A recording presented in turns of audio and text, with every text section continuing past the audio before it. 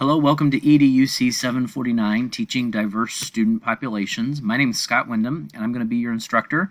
I'm looking forward to working with you over the next 8 weeks as we spend some time learning about teaching students with different abilities and some different strategies that can hopefully make us better in our classrooms and better equipped to meet the needs of our students, which we know are increasingly diverse in most of our classrooms. So this video that we're going to do today is kind of a combination. I'm going to lay some groundwork for this class, go over some course expectations, introduce myself to you, and also do an intro video for this module. So it's typically on the Sunday of each week.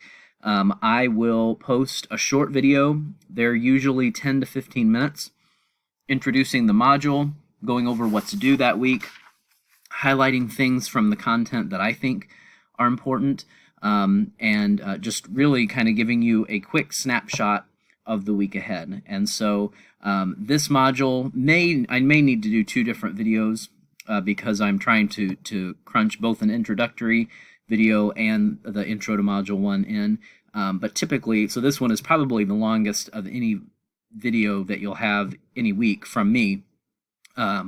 But that's just because this is the first week. So with that, let's jump in and start. So this is a little bit about me, and I put this in my bio, but you can see this is my family. I have 2 daughters. Abigail is on the left of your screens. She's a freshman, and Adeline is in the middle. She's a 7th grader. And they both play volleyball. So we just finished our school season, and they are in the middle of trying out for club volleyball. So for most of this course, this course will be done probably before the club season starts.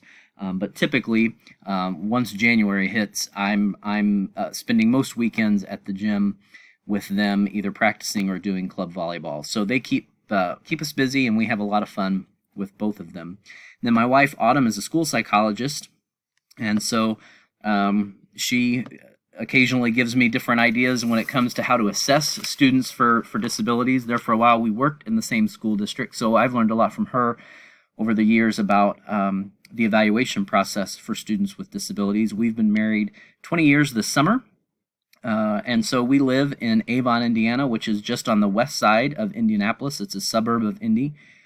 And I put my universities that I've got degrees from. IU is where my bachelor's degree is from. That's where my heart is at. We just became bowl eligible on Saturday, which is a huge deal for Indiana football, so we're pretty excited, those of us who are IU fans. Then my master's is from Indiana State, and my doctorate is from Ball State. Up in Muncie. I am the assistant superintendent for Avon Community School Corporation, which is where we live. So that's kind of neat that I get to live and work in the same community. I've really enjoyed that. I've worked in Avon now. This is my 4th year, and really love my job. I'm primarily focused in the areas of business and operations. So I oversee finance, HR, transportation, maintenance and facilities, technology, those kinds of things that keep me busy. But prior to working in Avon, the majority of my career has been spent in special education. So when I graduated from IU with my bachelor's degree, I was going to be a social studies teacher. And I student taught in high school social studies, did a leave, but really couldn't find a job as a social studies teacher. So the only job I could find was in special ed. I was a male teacher desperate for a job, so someone plugged me into special ed, and I ended up loving it. So I went back and got my license in special ed from Indiana State in both learning disabilities and emotional disabilities, and that's actually where most of my teaching career was spent. And I taught elementary, primarily students with emotional disabilities. So I did that and then moved into administration. Most of my administrative career was in special education as well. I was a special ed coordinator for life skills or more intense interventions kind of programs, preschool programs. I was a principal of a preschool center in Indianapolis. and then was a director of special education in Brownsburg, which is another suburb of Indianapolis, for 5 years before I moved to my current position in Avon. So special ed is near and dear to my heart. That's where I've spent most of my career, and really, I love teaching this class, primarily because I love my current position, but I do miss the connection to special education because my position is so tied to business and operations. I don't get to spend as much time with special education or in classrooms as I would like. And so I like teaching this class because it gets me back into special education and gives me a chance to interact with all of you and just continue to grow in my professional skills and learn from each of you as we go through the modules. So that's a little bit about me. Some expectations for this class. I have come to really enjoy teaching online classes. I was a little hesitant at first to teach in a fully online class. I had taught a hybrid class previously at IUPUI before I started teaching at ONU. So I liked a hybrid. So I was really concerned about teaching fully online, but I've really come to like it. But it's different, and it's different because I don't get to interact with you as much as I would like. And I think because of that, you have more responsibility to let me know how things are going. I can't read you and gauge how things are coming across the way that I could if we were in person. So I think some of that responsibility really lies on you to help guide your learning and tell me if there are things that we can be doing differently to better meet your needs. Don't wait until the end of the course or a course evaluation to tell me we could have done something differently or better. I'd rather know that at the time. Be present and engaged. We'll have discussion posts each week. That's really where the meat of the course happens, is you learning from each other, sharing what's working, how you're processing the content from the class. The discussion posts are really important. That's where you get to ask questions and learn from the experiences of your colleagues. And that communication is really important. I tend to do, as far as assignments and grading, I tend to do most of my grading on the weekends, simply because I don't have a lot of time in my week with work and kids. So I will check my Olivet email every day. I will get back to you. But most of the meat of this course I do on the weekends. So you can expect to get feedback from me within a week when you turn something in. And you can expect to get an update for each module on the weekend, typically Sunday evening. I'll post to let you know the module's ready to go for you to begin. As far as late policy, I really the guidelines are pretty clear of when things are due, so I expect things to be turned in on time. If something comes up, let me know, and I typically am pretty flexible with that. The rubrics are very clear in the assessment process, so you'll know what I'm looking for and how I'm grading if you look at those rubrics for each assignment. Some of you I know have started looking over the modules, and that's great. I would encourage you, don't get too far ahead. The readings won't change, so you could certainly read ahead, and you can begin working on assignments. The assignments won't change. However, the course content likely will change as we go through the course, because based on your feedback, your input, there will be things that I will want to cover that I don't even have on my radar right now.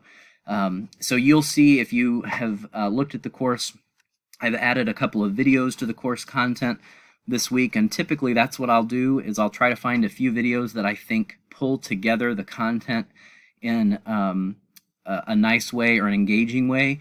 So you'll see there are 3 videos this week plus my video that I think will help you kind of pull together the readings and the course material. And that's pretty typical. I'll typically have 2 or 3 videos to accompany each module. So my inclusion story, I told you that I taught at primarily at the intermediate or the elementary level with kids with emotional disabilities. In your intro video, which is one of your first assignments this week, one of the things that you're asked to do is kind of draw connections with this course. What is your experience with this course? And so I thought I would do that in this video. When I got my teaching position in Brownsburg, I was teaching 4th, 5th, and 6th grade students with emotional disabilities.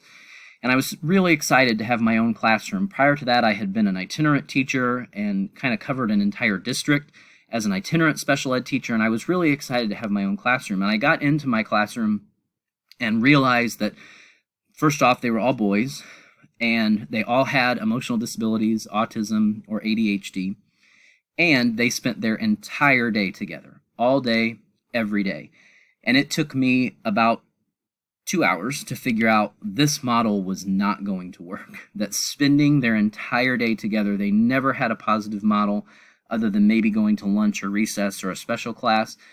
It truly was a self-contained classroom, and that's the way the teacher that I followed wanted it to be. So I quickly realized we needed to do something different. And at the end of that year, approached my principal, said, I really think we need to start looking at inclusion, and how could I be out in classrooms supporting the teachers as they were integrating students into their classrooms. And so that's really where we started, and we started with science and social studies, doing co-teaching. We'll talk about that at the end of the course, some different co-teaching models, but that's where we started. Was I said, let's try to get kids out for science and social studies, and then eventually we started to get some kids out for language arts and math, and started to really see the impact that that can have. So that was huge for me. That was a kind of a pivotal moment for me in my career, to see the benefit of kids having that exposure to their non-disabled peers, and guiding my school and my principal and my colleagues that were gen ed teachers, and really changing the mindset of students with disabilities, and particularly students with behavioral problems. And so we'll talk more about that, but that's kind of how I relate to the course content that we're going to cover, because it really kind of guided how I came to be in my classroom. So there are 4 phases of inclusive education, and that's really kind of what I just described. Relative isolation, which is what my students experienced, and then integration was being present in gen ed classrooms, going to special classes, going to the cafeteria for lunch, or going to recess, but really it was just about being present. Then the third phase is inclusion, where you really are starting to be intentional about the opportunities that kids are getting with their non-disabled peers and their instruction. And then I'm not sure I ever got to, in my building, the empowerment and self-determination. Actually, I know I never did. And so I kind of wish I would have stayed around longer in that role, that we could have potentially gotten there. But for me, we really got to that inclusion level, and I would have loved to have seen us get to that next step. So these are 4 phases, and I'm curious, as you share your input and your experiences, where you have kind of what you've experienced in this continuum as well. So there are 3 videos this week that you will see. One is a TED Talk that talks about many of the topics that are covered in this module that she covers, and gives kind of a great overview of special education. Then there are 2 videos that I just like, simply because of how they challenge our thinking. I've also found that both of these videos are great for staff presentations. And so that's why I share them in Module 1, that as you are growing in your knowledge and experiences with special education, these could be 2 videos that maybe you use at some point with a principal or with a staff meeting, just to get people thinking differently about special education and the perspectives that we have. So I love these 2 videos and how they challenge us. Noblesville Schools, which is on the north side of Indiana, they recently made the news simply because they are eliminating pull-out classrooms. All of their classrooms are considered special education classrooms because they're doing full inclusion. So those kinds of models are getting more attention lately, and we're seeing that in Indiana. Maybe you're seeing that where you work as well.